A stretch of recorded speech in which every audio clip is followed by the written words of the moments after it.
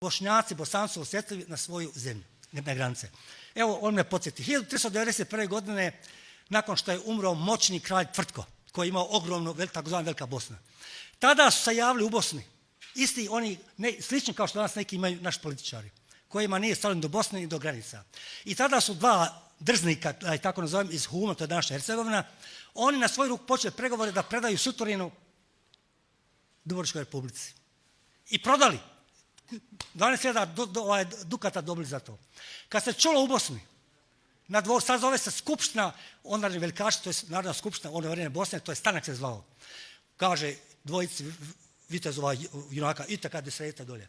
Oni su otišli, uvatili, to su bili Stankovići, braća Radić i Bjeljak, uvatili starijem u okova obojicu, bacili jednoga, iskopali mu oči, ubacili tamnicu, a drugi je truhnuo godinama, zato što je drznuo se da odcepi dio Bosne. Da ne kažem, sad ima puno takvih slučajeva. Kada je nakon Prvog svjetskog ustanka Srbija i Turska dogovarale mirovnu konferenciju pod pritisom Rusije, sultan je dozvolio nekoliko nahija s ove strane Drine od nas da pripade Srbiji.